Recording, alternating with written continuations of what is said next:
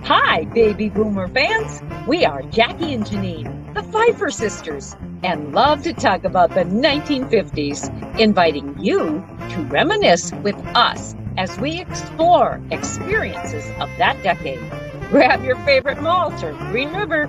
Make sure you are wide awake and get ready to be inspired about the 1950s. Welcome to the 1950s Fun Chat. Hello, everybody. Thank you for coming back and joining us, or maybe this is the first time you've seen a 1950s Fun Chat. You will be thrilled to hear the story of our guest today. And you know, Jackie, sometimes these guests come, we invite them back again because they have many stories that relate to the 50s.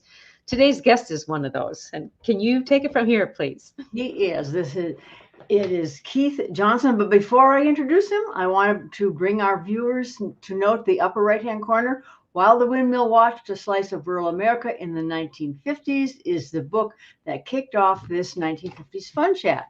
And the purple banner, which will now appear in the lower bottom around, will be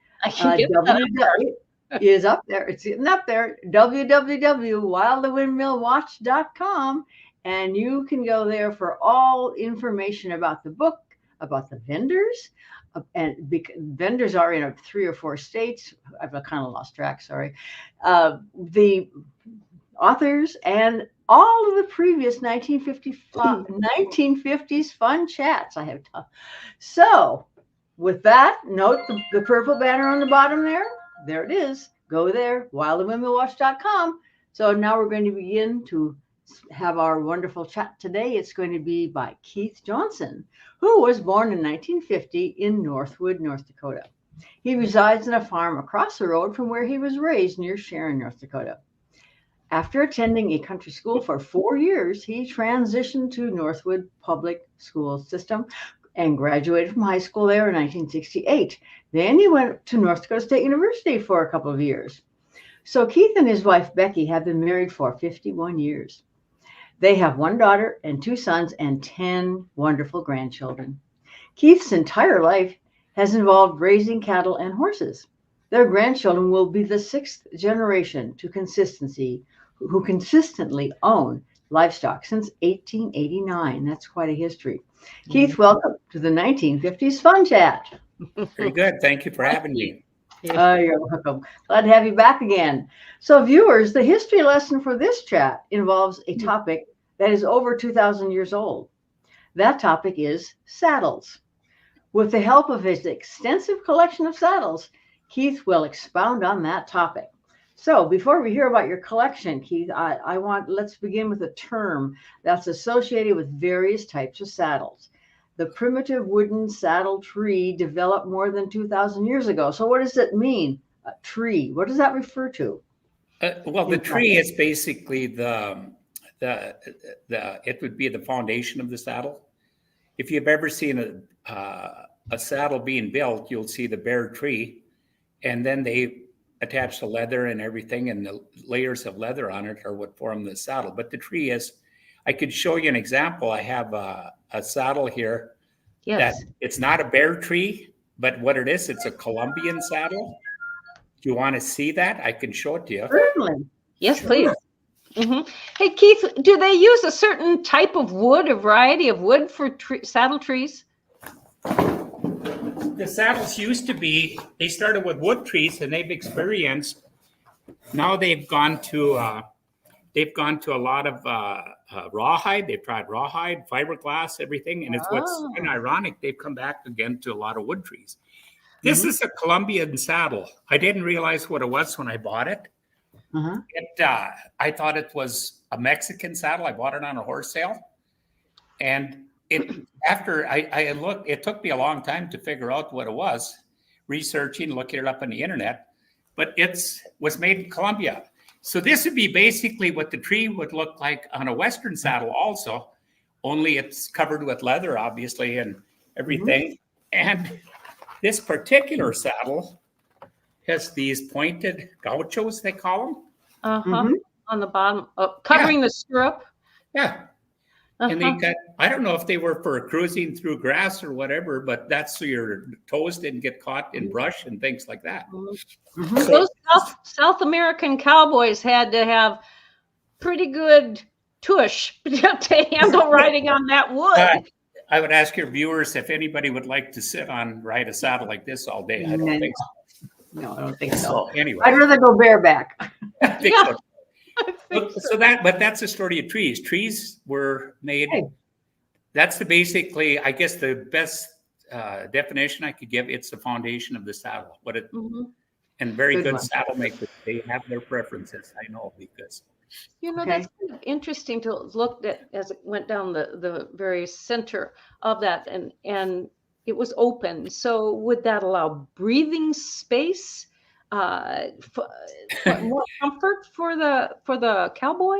I have absolutely no idea, but to me, it looks like a place to get body parts caught on. So No kidding. Well, I wouldn't I can want to use it. I'm sorry, but I can answer that question for you. I did a little reading on this, and that it is to not have any pressure on the spine of the horse. That's why Oh. it's shaped like that. very good. That makes sense. Mhm. Yes, Yes. it does. Yeah. So now that we've talked about the trees, the foundation, would you tell us how and why and when you began collecting saddles? And then delve into the different types of saddles, like your oldest, your most historic, Okay. and just give us a little tour.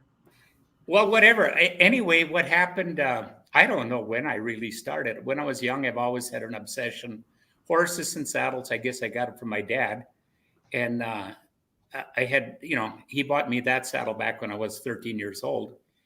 And I started kind of accumulating some in that. And we used to have a lot of people have come out and help with their cattle. In fact, we did a cattle drive where we brought cattle home. We'd bring them up to, sometimes 350, 400 head, and we'd bring them 14 miles halfway home. A lot of people would come and help. Of course, most of them they were doctors, lawyers, everything else. Obviously, they didn't have a horse. So I started buying used saddles and like that. And at one time, I do remember, I think I had 20 head of horses.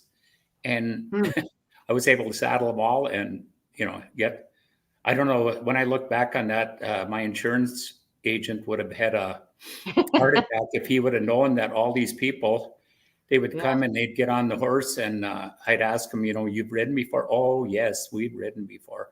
But the fact of the matter is, they had absolutely no idea what they were doing. So I started collecting saddles that way. Well, then it got to the point where, I wasn't a rich person back then, I still ain't, but I would take and, when you get more money, you start accumulating things. And when I got over, like, I would say 15, 20 saddles, somehow it seemed like a good idea to go to wholesales at West Fargo. And I was on the board there for many, many years. And it was, I don't know if you call it pay back or pay it forward, but they would pay me to be on the board. So I got this in my head. I could legally, or, spend the money that I got for being a board member on saddles. So And and that they worked seem out. awful cheap. And in all honesty, they are. I mean, these horse sales and that, they sell saddles, and some of them, I mean, they're absolutely cheap because people have evolved into wanting different kinds of saddles now. And that, and right now, the only ones that I really cared to buy, and I think I'm done. I can talk freely, and all. My wife stepped out. She told me one time, she said, if you buy one more saddle, I'm going to divorce you. And that was about 15 saddles ago. So I think I'm screwed. Anyway, so I started buying saddles well, then my brother, later in his life, he's passed away from ALS about 12 years ago. Anyway, he's collected guns. So he bought guns, and he had every caliber of gun, both in a wood stock, composite stock, and things like that. Well, guns have always scared me. I really don't have no affection for guns whatsoever. So I kept collecting saddles. He kept collecting guns. My philosophy was this, that a saddle has never killed anybody unless it's hooked on the wrong horse. So I don't know when it got out of hand here, but It's, yeah. So what's the number now? What number, Keith, do you have? Well, there's where we're sitting, the barn where we're sitting in here now. There's 140 in here, I think, but I've got 170 saddles plus. It's a bit too much, but Yeah. Okay, you said something about there's not a problem unless the wrong saddle gets put on the wrong horse. Yeah. How do you know? And I mean, is the horse going to buck because it doesn't like it? I said nobody's been killed by a saddle unless it's on the wrong horse. You don't know horses are. I mean, if we go about horses, I mean, people say got a horse that's bomb-proof. There's no such thing. I mean, I have. I think I've told you before about the horses I have down at NDSU, and some of them are the absolute best broke horses in the world, I would say. And yet something spooks them or something. I was leading one of my grandkids on one of them, and something scared him, and the horse jumped sideways. And yeah, no, they're not. But no, saddles can have a different. I mean, if they pinch them the wrong way, and that, yeah, it can affect a lot. How big of saddle horse has a saddle been made for? I mean, what weight? Let's see. I mean, look, I've got a draft horse saddle. The one up there. I couldn't take it. Yeah, it's up here. There's a draft horse saddle. That's well, the size of the saddle is determined. It's measured from the horn, back of the horn, to the cantle where it starts. And that saddle there, I think, is 18-inch, 19-inch. I think I mentioned before, saddles started out. What I find with the older saddles, this one that's sitting right over here, it's a 14.5-inch saddle.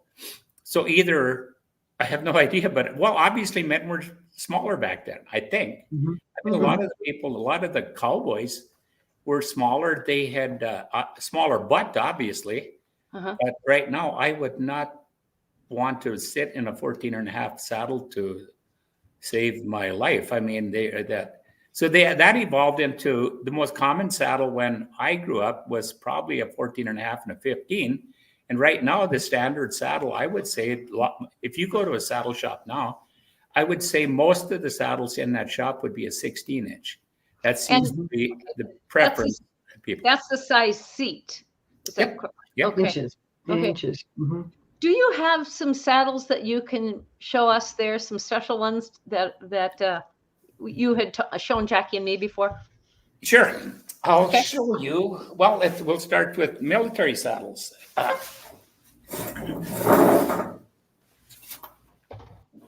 This saddle here is a McClellan. This is the saddle, and by the way, it's still used today. This is the saddle that our military still uses today. And Can you lift it up a little, hold it up a little bit, or sit down? There we go. Sit down. I think that's probably there we go. Thank you. So this is the saddle that I show you, and it's McClellan. And there again, that's good information, Jackie. I never knew why they would have an open thing, but obviously now it makes sense. This is the saddle they still use in the military, even today. And people are surprised how many horses were in World War II. I looked it up one time, but it's in the millions. And what's interesting about this saddle is, I think Janine asked me once about cinches. This cinch, this is the original McClellan, and they're hard to find. This cinch was made out of horsehair. That's all they had to make before they had the strong things and to make cinches. So this one's quite unique. So this saddle is special to me because a person told me about it, and she called, and that's what happens. People call me all the time and they say, "You collect saddles." I've had this one sitting around in that, and it's kind of a special saddle. My uncle had it. So this saddle was used in the Philippines in World War II. Now, great shape. I got to find there it is. The Japanese one? Yep. Okay. So here's the equivalent. So this saddle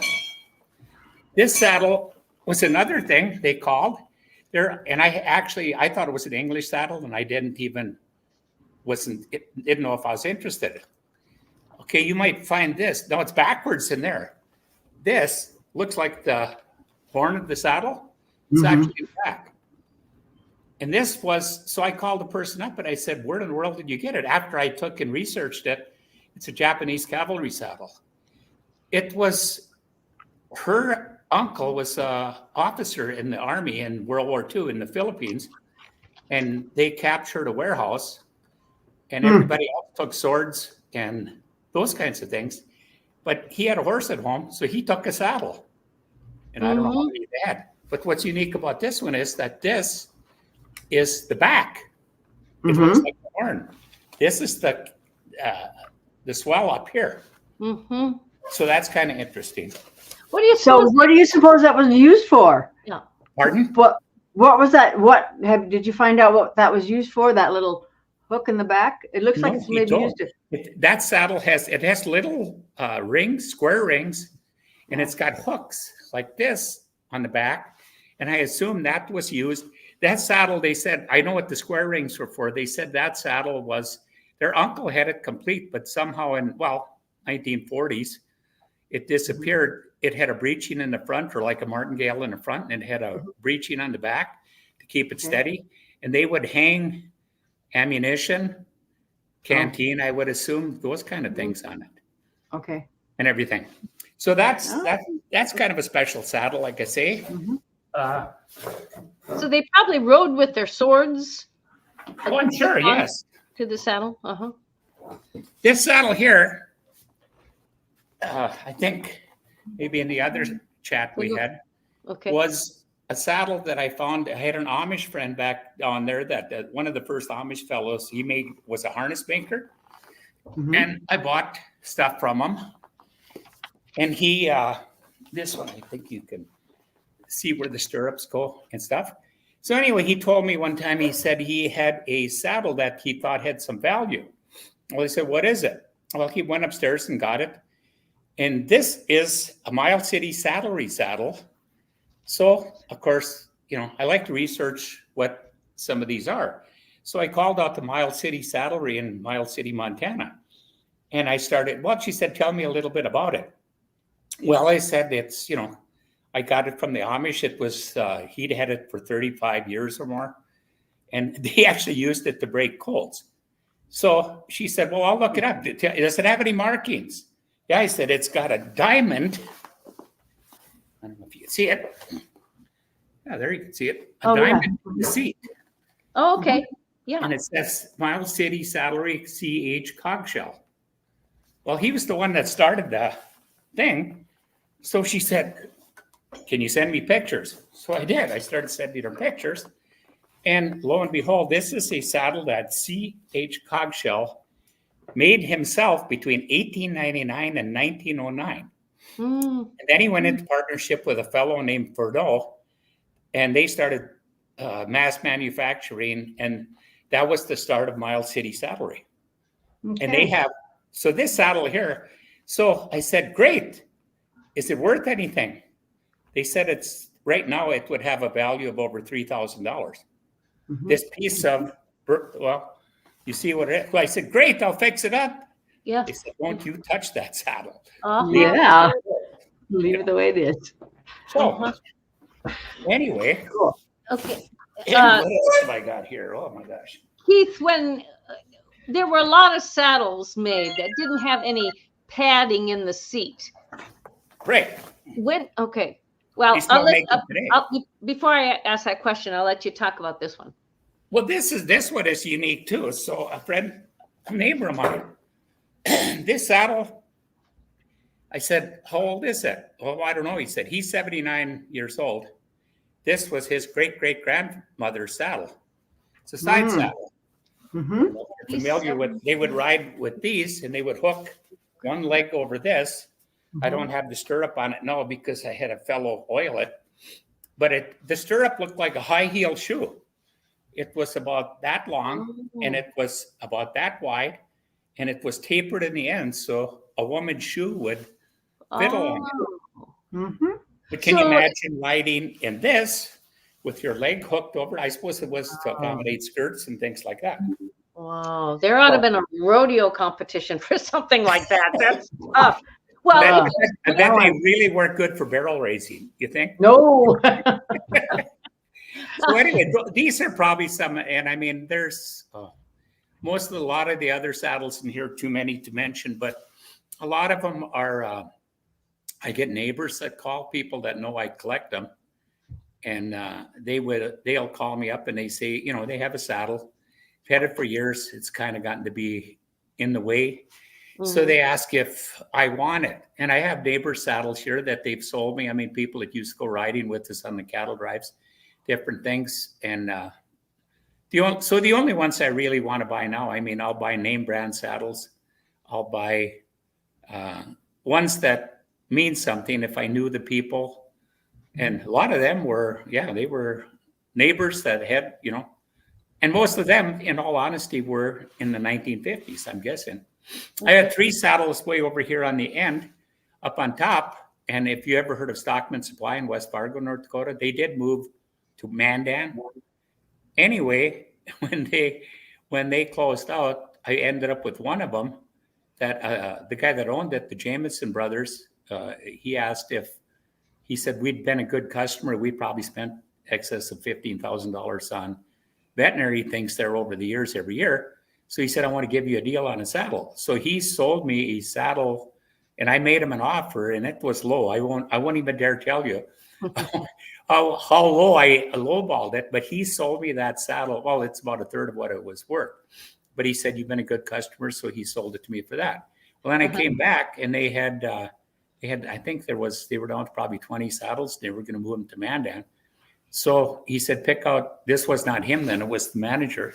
So I picked out 2 more and they gave me a good deal on it. So I have 3 saddles. How much sense does this make? At the top of the row here, and they still have the tags and they've never been on a horse and they probably never will. And of course, people want to buy them. Well, I get that all the time. Do you sell saddles? No, I buy them. I mean, but it's a little out of hand now. And if you don't believe me, you can ask my wife. Oh, but life is fun. Well, and you have there's 2 layers of saddles against each wall. And what I'm going to do, I mean, some of them are just, I call them jobber saddles. I don't know what you'd really call them. And I tried to research them. They have a serial number on them. And there's no way of knowing. They don't have a maker's mark. They don't, have the things. So you really know what brand they are not. So I asked an old timer once about what do you think, these saddles are? Because some of them are just excellent quality, beautiful saddles. And his theory was, and he said what he heard was back in the 50s, I'm assuming, people that had a talent for making a saddle, if they needed extra money, they would buy the tree and they buy the leather and all that. They'd make a saddle and they'd just put numbers on it that told what they were. And they would bring it into a store like a general store and like that. And they would take and they'd sell it and get money from them. But some of them, I wished I did know, the makers of them, because some of them are absolutely good, heavy, quality leather saddles. And then, of course, there's that. I have a pony saddle. Let's see.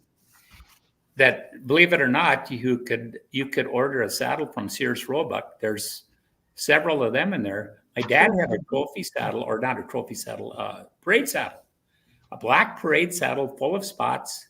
He had 2 of them, and one of them was made in Minneapolis, Minnesota, and the other one came from Sears Roebuck. And he didn't buy them that way. He bought them used, like I do. But it's kind of funny that you could send for a saddle in Sears Roebuck. Well, you could buy a house there too. So I saddleized. Right. Yeah. What was the parade saddle like?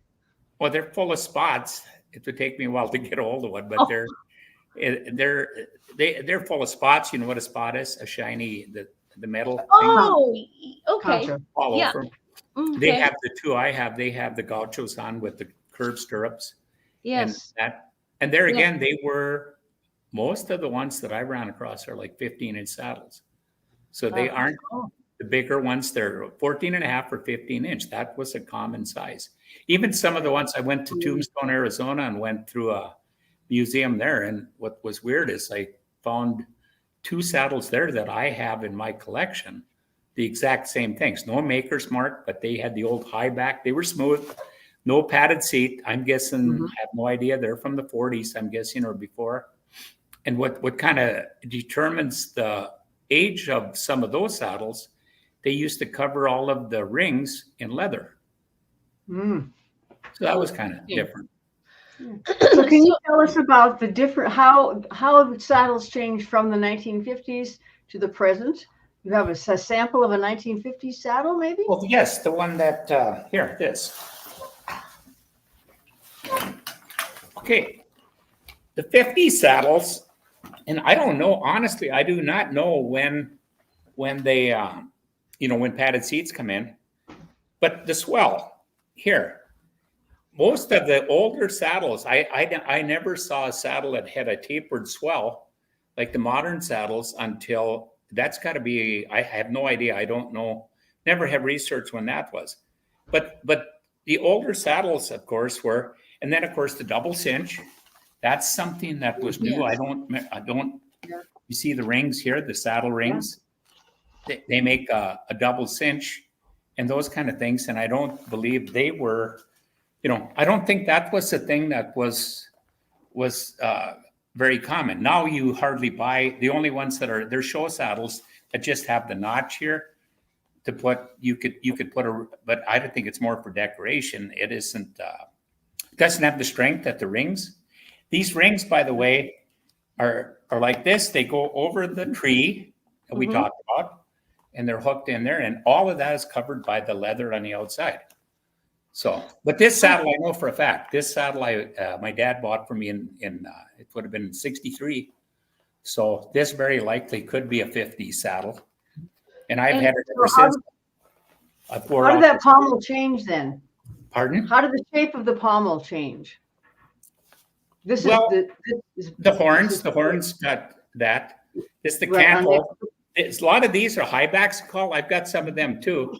We'd be here all day if I was going to show you all of the different kinds. But a high back, I've got a Hereford saddle made, roping saddles with a stronger, horn. Well, pommel and the swell, same thing. That's got the horn. But some of the roping saddle, a barrel saddle, shucks, I don't have one of them here. Barrel saddle's got a narrow horn. I don't know if that's to hang on or whatever in that. But yes, they're all different in that. And of course, I've seen some there are some, even in North Dakota, there are some beautiful saddles. The pommel there's more square, whereas I'm looking behind and seeing a saddle that is more rounded, whereas the one that you held up is square. Right. So did that change then in the 50s? I think it did. I think it changed as saddle. The modern saddles I've seen, most of them have a pommel that's more tapered.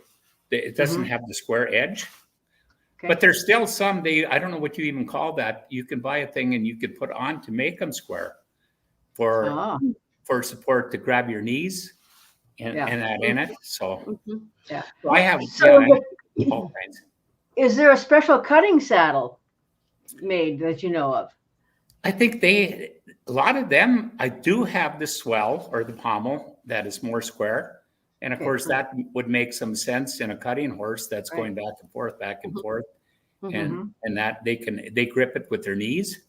And I don't know how they hang on some of them. If you watch some of the competitions, all those horses move, it's unbelievable. I've never ridden a cutting horse. Always kind of would have liked to, but right now, I'm sitting here now. I just had a knee replaced 5 weeks ago, and I can't imagine even sitting on a horse right now, but hopefully I'll be able to ride again because I had both knees replaced. Some of your saddles have a fleece type padding under them and others don't. When did it come into style for a saddle to have padding, which I'm assuming is for the comfort of the fleece or the underneath? Yes. I think they've always kind of had it, except I look at some of those old saddles, they look more like layers of a cloth. Some of the older ones. I showed you the Columbia saddle. That one is all cloth except for the leather and the wood. But the fleece, and they're replaceable. That's something. If you see some of the old saddles I get that have been in a barn finds they call them, they mice get it. And for some reason, I would assume that it's the salt that gets through the pad and into the fleece. And the mice, it's like come on over, dinner's on, and they start eating. Have saddle blankets always been used on horse under the saddle on a horse?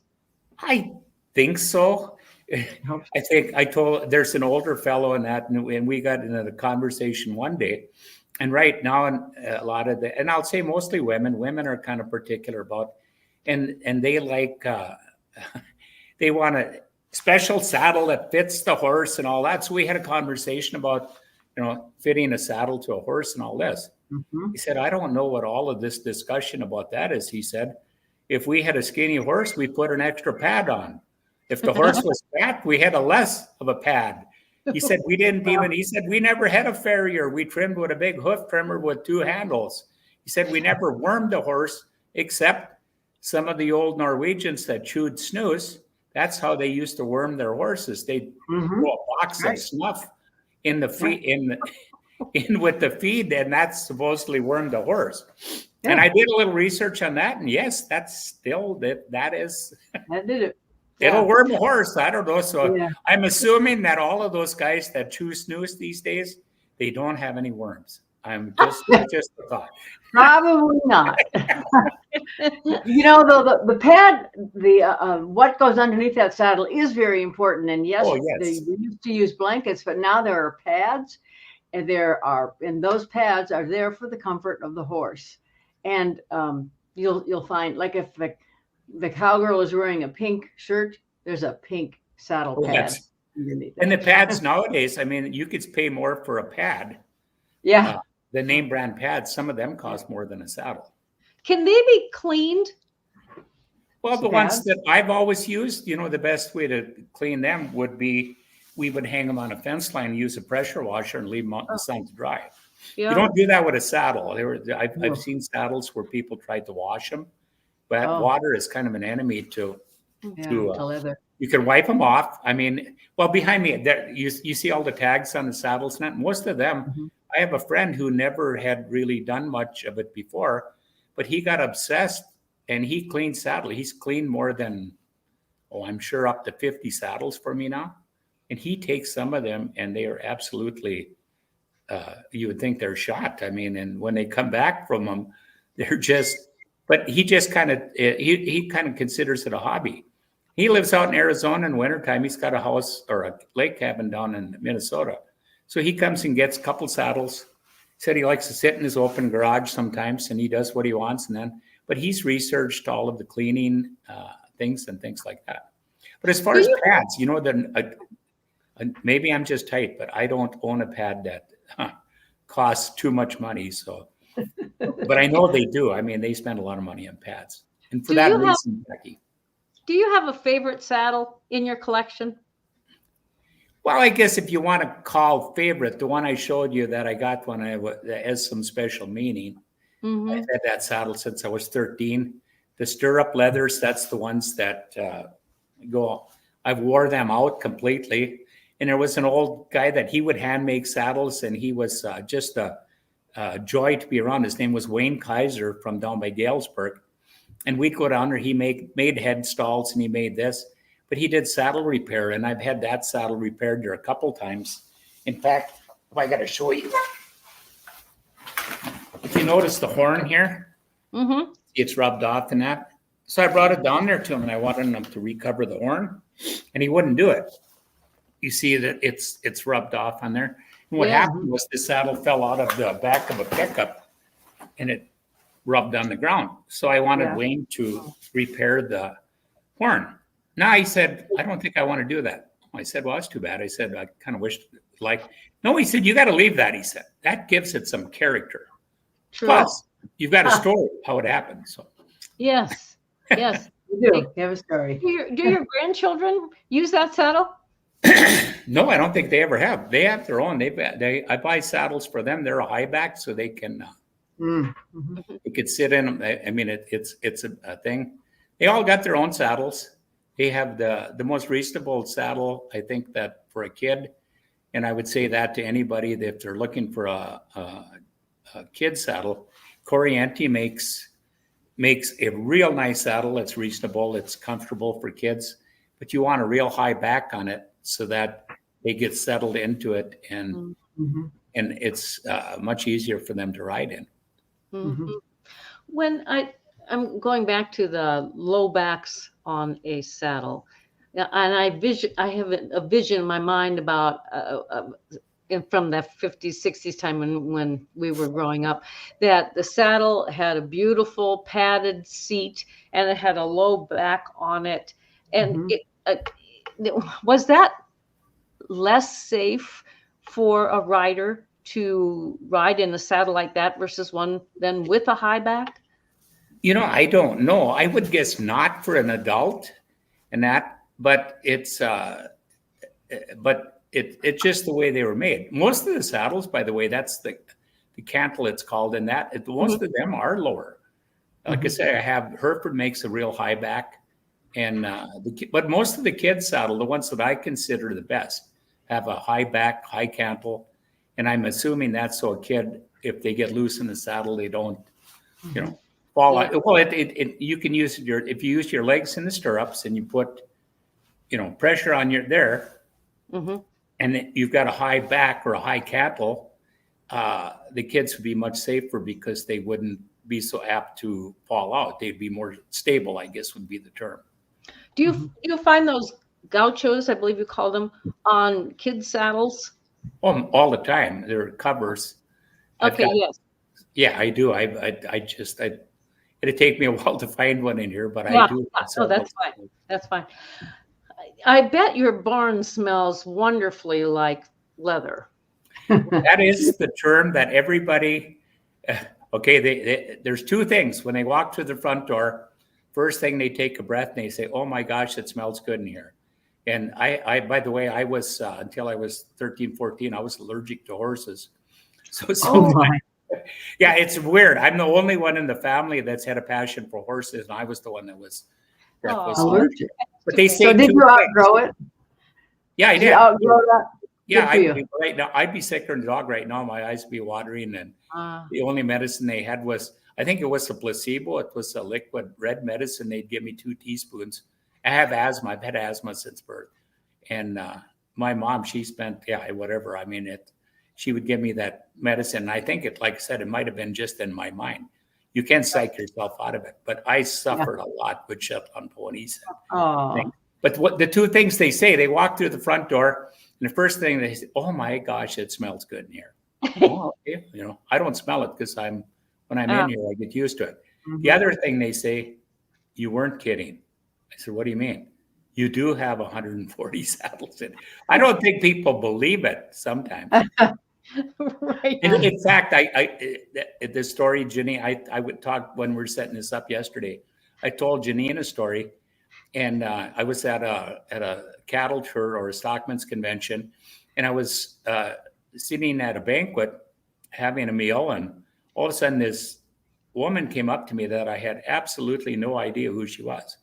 And she said, "Are you Keith Johnson?" I said, "Yeah." And she said, "You're the one, you've got all those saddles?" I said, "Yeah." She said, "Stay right here. I'll be right back." And here she come dragging her husband by the ear. And she said, I've got 11 saddles and you think I've got too many? This guy has 170. So he got that. Anyway, that's happened a couple of times, by the way. But anyway.